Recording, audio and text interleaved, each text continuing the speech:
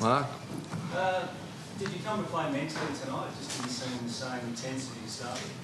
Yeah, look, we certainly did. I think the first thing is we really big occasion, Friday night, a rematch of the grand finalists, and we know both teams' personnel, slight changes or whatever. But at the end of the day, when the game was up for grabs, we certainly come to play. We had really good preparation. There's no excuses here for particularly our first half. And so we're really disappointed. We're licking our wounds at the minute, and all credit to the opposition. Hawthorn really won the ball incredibly well. They spread and we couldn't find them. You know, the whole kit and caboodle really. So all kudos to the opposition. But I thought we found a way to have some resilience and persist and try a few things. And, you know, but that honourable stuff late doesn't really sort of thrill us too much. You've underlined Father and Fife, just how important they are for your structure. Look, they're significant players, you know, but we're a no-excuse football team. We've won without those guys last year. But certainly, you know, their midfield was well on top of ours. And, yeah, look, Nathan, we understand. Look, Mick's not going to be there for 5 weeks or 6 weeks, and Nathan's still another week to serve. So, you know, but they're not irreplaceable. We need to stand up. There's plenty of people with opportunities. We certainly felt we'd picked a team to do that. Clearly we have to go away and review, but it won't be a long review. We just look at the first 30 minutes and a little bit of the second. Just to show, like, the areas we got well beaten in, really. Just on that, did you feel like the guys that came in tonight were able to step up to the required level, or was it more guys letting you down? I think it was the weight of numbers.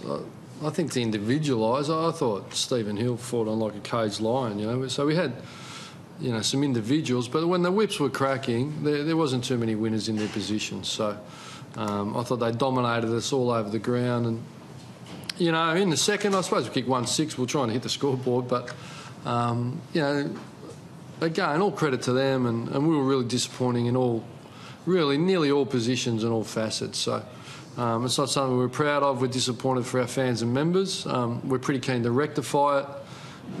It's not a must-win game. They're all really important games. And at the end of the day, we talk about the review is too late. So we'll be able to identify in the review, but it's too late. You've got to get it done on the night and try and bank the 4 points. And, you know, there's precious few opportunities to win games of football. You know, so now we're 2-1. We'll take that, and we get another opportunity against, you know, Essendon. They probably could have or should have beaten Hawthorn the week before.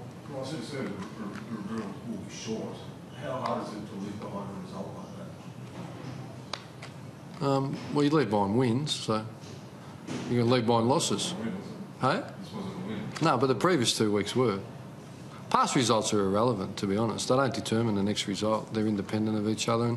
But you certainly use them as a learning tool. So that's our model. Yeah, so... Ross, what's the verdict on it seemed like a couple of ankle injuries and knockback? Yeah, Ibbotson sort of dislocated the shoulder and popped back in, is my understanding. The other ankles, I mean, we're going to have to assess them. Do they blow up? Are they pretty good? It's not ideal, but, you know, that's life in the AFL jungle. You know. With Ross, which of those first half statistics is more damning or disappointing? 90 contested balls to 54, or 171 uncontested to 69? Well, I think you've just spoke about the contest and spread, so they're equally... Teams can win contested ball. If you don't spread, you can handle them, but teams that win and don't spread, you're going to be in a 57-point down at half-time, without being too flippant about it. Yeah, so all the phases are important, with and without and in the contest. So you can't have it.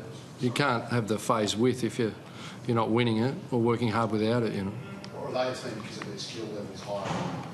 No, look, coming in, clearance is their strength. They've been hurt on possession, going turnover. So that's their vulnerability.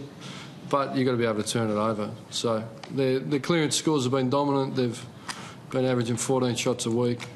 But teams that haven't been shots off turnover against them. So you've got to be strong at the clearances, which we'll really struggle with. And we couldn't find them to cause turnovers. So it's pretty simple. Did you allow yourself a moment, Ross, just to revel in Silveriola tonight? You almost had a smile in the box there. Yeah, no, I'll tell you what, because I thought you'd be there doing that. So I didn't need to. You did have a bit of a chuckle there. Hey, did I? Yeah. When? Tonight or? When he took a grab and kicked that goal, he thought, well, everything's going right for Hawthorn. No, I think you make it go right. There's a little bit of luck in this business, but that didn't look too lucky. Look, he's a very talented player. I marvel at Pav kicking 4 goals, and I really focus on our players. And nights like tonight, look, I think I'll look at the review and have a look at his mark. I might have been a wry laugh about something else.